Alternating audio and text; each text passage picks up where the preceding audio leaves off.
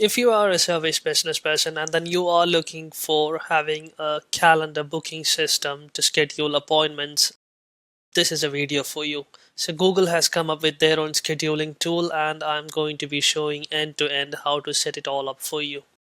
So the first thing to do is go to Google Calendar. So you can go to Google Calendar from this option on any of your Google products. Either here, if you're in Gmail, you go here, you'll find the calendar.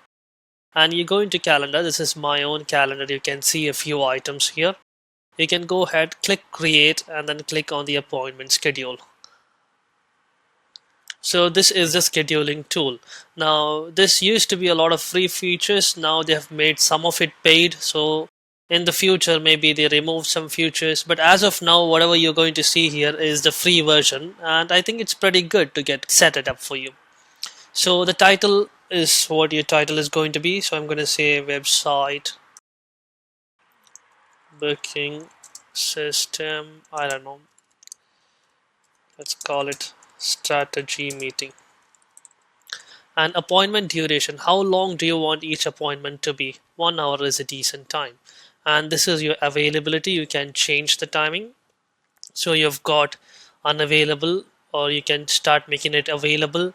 And then if you want to have a lunch break, 9 to, let's say, 1 o'clock, and then maybe 1 to 2 is lunch break, so 2 to 7, you can all set it up.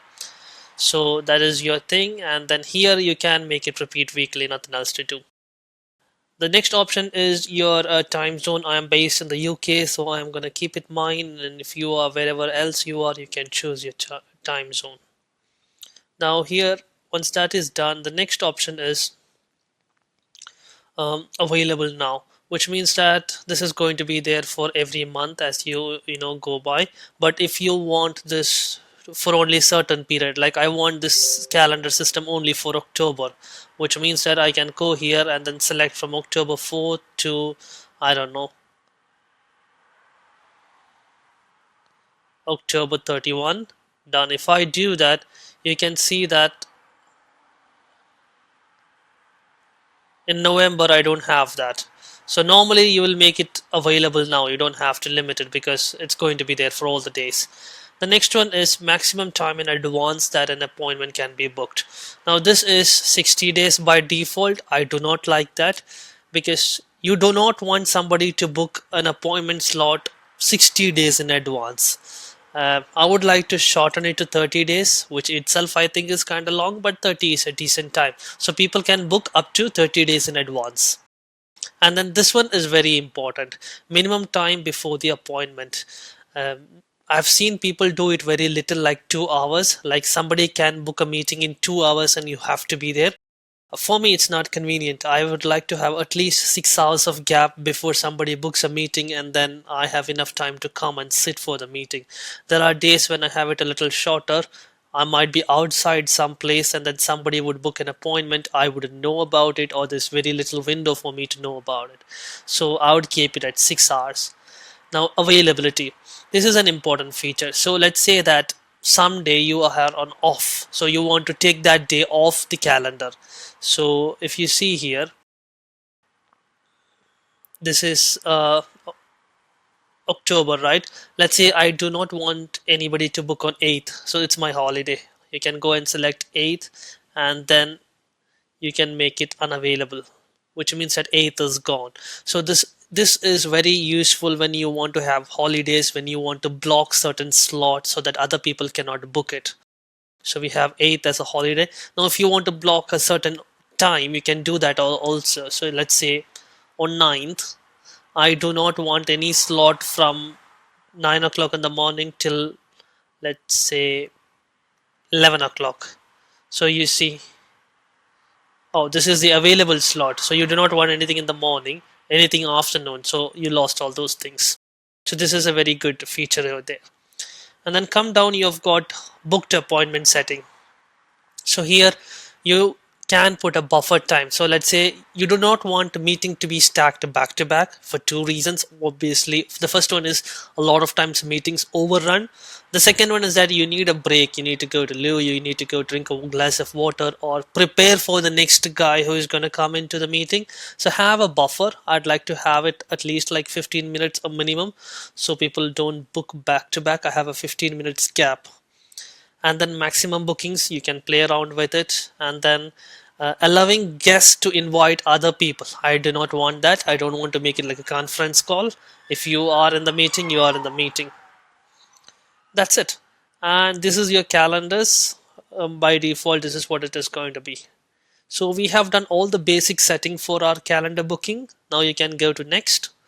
Now here you can have any description for your calendar. So let's say this is going to go to my website where people, pardon my spelling, can book meetings with me. So there's an obvious spelling mistake here and an obvious spelling mistake here. You can, maybe style it a little, I don't know. Okay. And then here you can have your photo name. Normally whatever is your Gmail account name and photos, that's what is gonna come. So if you want a logo to be shown, you change your Gmail logo. If you not want to show your personal name, you want to show company name, make sure that your email name is the company name.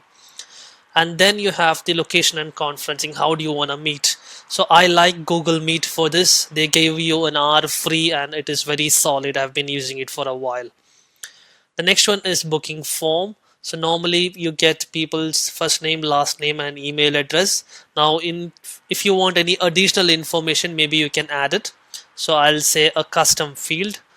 Why do you want to meet me? So this gives me a little context about whoever is trying to get a meeting with me. Add item. So you've got that field here. And if you want, you can make that required also. I'm not going to make it required. It's just there. Some people might write it, some people not. Payments and cancellation. This is a premium feature. I think initially it was a free feature. Now they have made it paid. And then finally, calendar invitation. So yeah, so the reminders are becoming a paid plan. So that's a bit sad because you need to remind people. I think you'll have to have a account for this. So yeah, because what happens is that a lot of time people will book a meeting maybe for next week and then they won't show up. Not because they didn't want to show up, maybe they just forgot. So having the reminder feature really helps to reduce the no-shows and also just remind people, telling that, hey, you've got a meeting on Monday. So, you send a reminder like 24 hours before. So unfortunately, that's a paid feature now. We are not going to get into that. Save. So with this, our system is ready. Now you can see that apart from what you were seeing before, you see a bunch of new things here. So I normally do not want to show this on my calendar unless there is an actual booking. So I'm gonna go click here and then say hide from calendar. So everything is gone. You can see a few items here already. That is my original items. Now let's go ahead and see the actual, the page. So you can go here and then click on the preview option. So this is how the booking system is going to look like. Remember, we had blocked the 8th and we also had blocked here. And now let's see if it is automatically blocking some of my other items. So for example, on 16th or 8 p.m. we don't know. So on 10th, I have to drop my wife to some place, so that place is blocked. So let's see on 10th. You can see that the 10 o'clock slot is not available. So 9 o'clock slot is available and the next slot is 11:30. So because we have a 15 minutes buffer as well. So ideally it should have been 11 o'clock, but with 15 minutes buffer it becomes 11. So yeah, so it's blocking what needs to be blocked.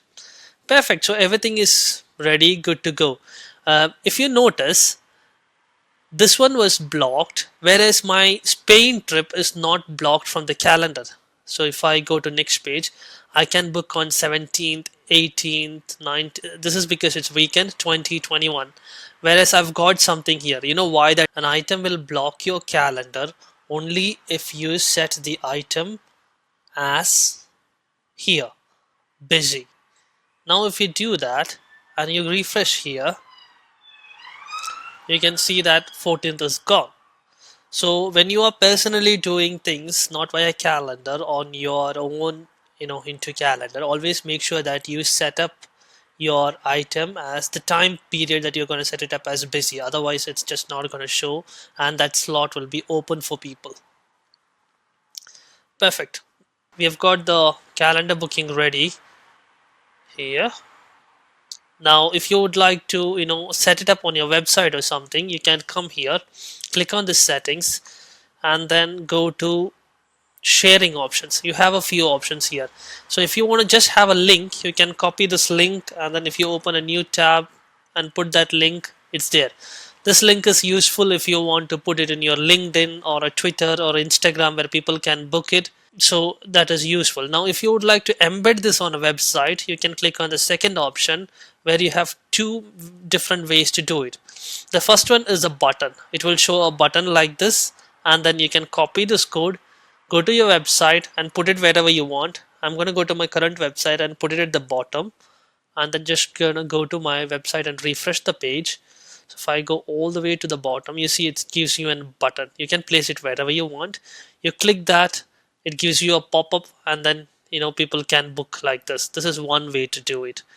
Now if you do not want this button but you want the calendar embedded, what you can do is you can go back, and then you can select website embed as the option here, inline booking page, and then copy this code instead.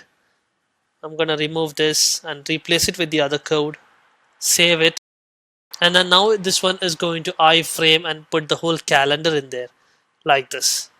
Oh, this looks actually pretty neat. So if I make it like a mobile view, let's see how that goes gonna look like. It looks pretty nice. Yep, it's pretty cool actually. So let's say it shows you a calendar. If your client want to book like on 15th at 11:30 a.m., it's gonna ask, see here's the question that has come through, and you can click the book. Now this will basically confirm a book and send an email. Perfect. And I don't think you need to be logged in to do the booking. So let me go to incognito mode, open the same page, put it here, refresh, go all the way down, try to book on 10th for 12:45. See, you don't need any. If you are logged in, it will automatically save your information. If you're not logged in, you can write in your information and then just click book now, and then email will be sent to whatever the email that you're going to get, right? On your inbox, let's see an appointment booked, you will get an email, and then whoever has booked the appointment, they also are going to get an email. Now they will be having an option to cancel as well. All of this is good. So yeah, this is pretty much it what a Google Calendar will confirm. Now if you guys have any more question about how to set up a Google scheduler to book appointments for your business on your website, do let me know. If you want me to try out any other tools, any other booking formats, also let me know in the comments, and I can make future videos based on that. My name is Taha, and this is Nisa Business Management Solutions. Thank you.